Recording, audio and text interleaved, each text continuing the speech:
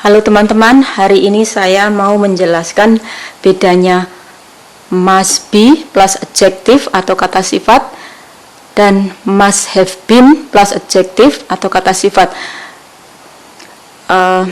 Dua-duanya di sini artinya pasti atau memastikan ya. Cuma kalau yang must be plus adjective di sini untuk mengomentari atau memastikan kejadian yang masih terjadi, yaitu kejadian masih berlangsung.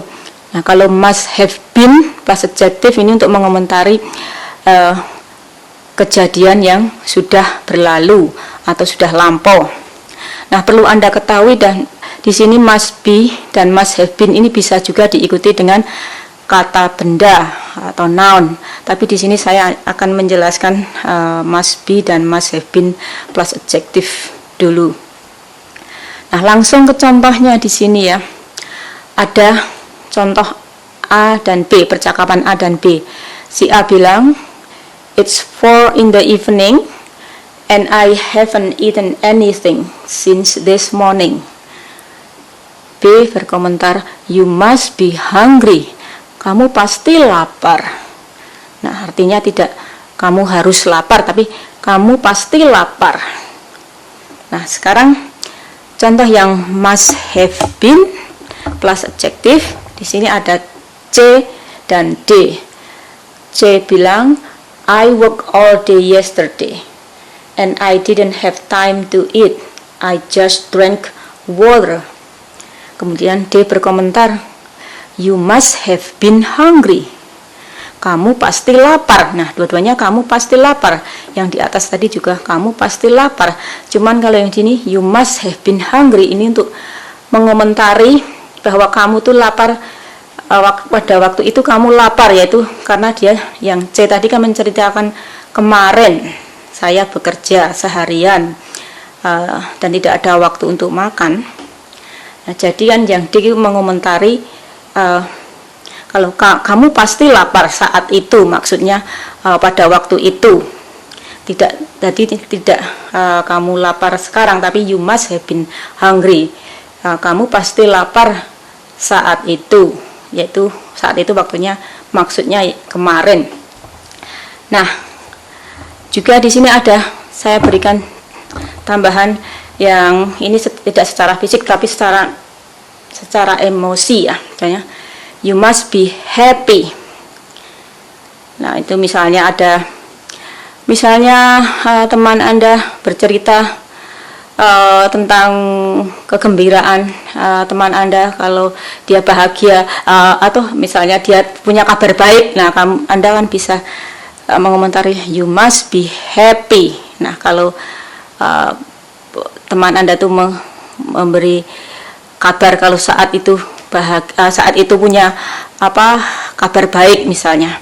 Nah, kalau you must have been happy ya, misalnya itu untuk mengomentari kalau kamu bahagia pada waktu itu, misalnya teman Anda menceritakan sesuatu yang sudah berlalu. Nah, Anda mengomentarinya dengan pakai you must have been happy. Nah, dua-duanya sama, kamu pasti bahagia.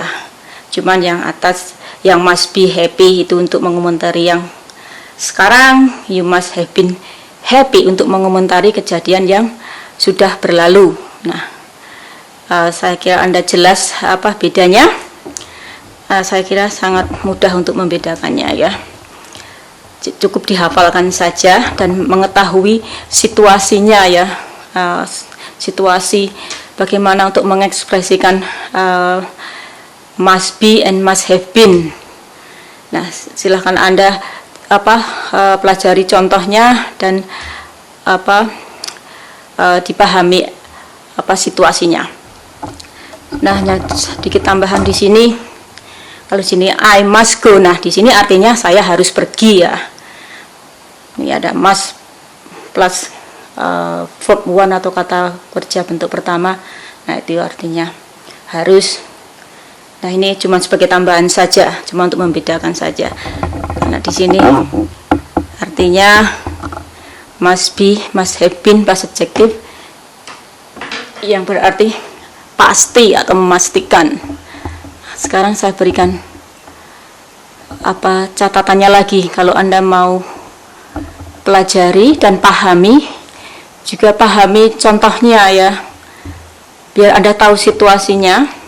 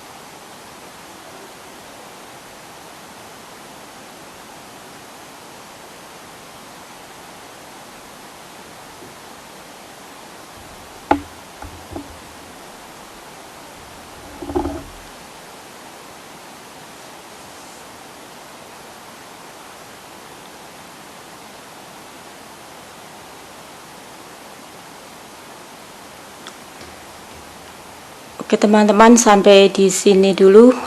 Sampai jumpa di video berikutnya. Dan kalau Anda suka, tolong share dan subscribe, dan tolong silahkan tinggalkan saran Anda akan sangat bermanfaat untuk memperbaiki video berikutnya. Sampai jumpa dan terima kasih.